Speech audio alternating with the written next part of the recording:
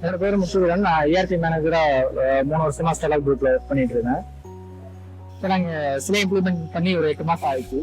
இப்போ இதுக்கு முன்னாடி பார்த்தீங்கன்னா எக்ஸல்ல தான் ஓபி எல்லாமே போட்டுருந்தோம். இன்டர்னல் ERP யூஸ் பண்ணிட்டு இருக்கோம். அதில் வந்து பார்கோட் சிஸ்டம் பண்ணிட்டு இருந்தோம். அதில் பார்த்தீங்கன்னா ஆன் டைம் டேட்டா எடுக்க முடியல.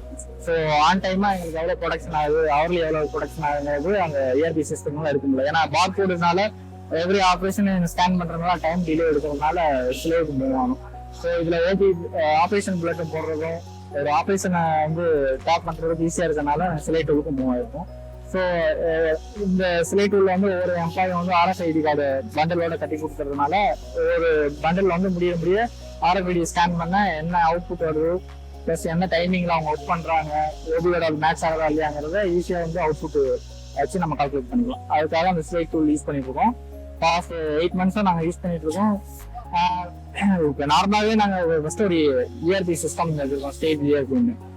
அந்த ERP பார்த்தீங்கன்னா த்ரோட் பேரோல்ல இருந்து அக்கௌண்ட்ஸ் எல்லா மாடலும் வரும். ப்ளஸ் வந்து ஆர்டர்ஸ் ஃபுல்லாகவே வந்து இந்த எங்களோட செல்லர் குரூப்பு அந்த ERPல தான் வந்து ஃபுல்லாகவே வந்து ஸோ ஆர்டர் வர்றது புக்கிங்ல இருந்து டிஸ்பேட்ச் வரைக்கும் அந்த ERPல தான் பண்ணும். இந்த இடப்பட்டதில் production tracking, cutting and tracking பண்ணுறதுக்கும் அதில் இருக்குது. இருந்தாலும் வந்து அது எஃபிஷியண்டாக இல்லை. ஆன் டைம்ல டேட்டாவை ட்ராக் பண்ண முடியல, போஸ்ட் பண்ண டேட்டாவை பார்க்குற மாதிரி தான் இருக்குது. இப்போ ப்ரொடக்ஷன் பார்த்துட்டீங்கன்னா எண்ட் ஆஃப் த டே தான் நம்மளால கண்டுபிடிக்க முடியும். எவ்ரி சிங்கிள் ஆப்ரேஷனுக்கும் பார் கோடு கொடுத்துருக்கோம். அந்த பார் கோடை வந்து ஒரு ஆளால் ஹேண்டில் பண்ண முடியாது. ஸோ மல்டிபிள் எம்ப்ளாயிஸ் வேணும், டேட்டா என்ட்ரிஸ் நிறைய வேணும் ஸ்கேன் பண்ணுறது.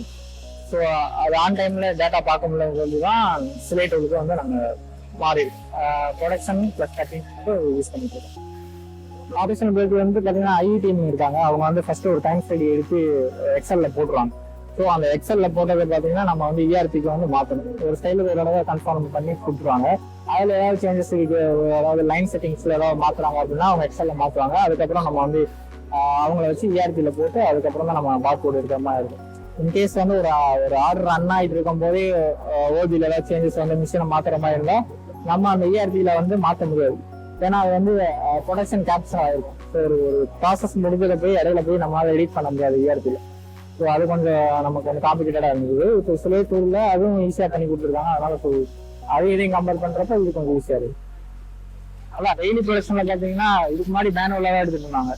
ப்ளஸ் அந்த மேனுவலி ERPயும் கம்பேர் பண்ணி நாங்கள் வந்து ஃபர்ஸ்ட் ERPயை சக்ஸஸ்ஃபுல்லாக கொண்டு போனோம்.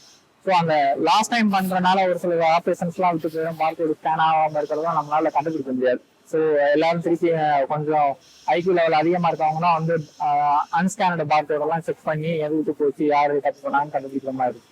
ஸோ அது போஸ்ட் பண்ண என்ட்ரி மாதிரி போயிடுச்சு. ஸோ லைவாக இருந்தால் தான் நம்ம ஆன் டைம் கண்டுபிடிக்கணும். ஹவர்லி அவுட் புட் இவ்வளோ ஆயிருக்கு, இவ்வளோ ஆகலை அப்படின்னு சொல்லி டிஸ்பிளே பண்ணாதான் நமக்கும் தெரியும் எவ்வளோ ஆயிருக்கு இல்லைன்னு.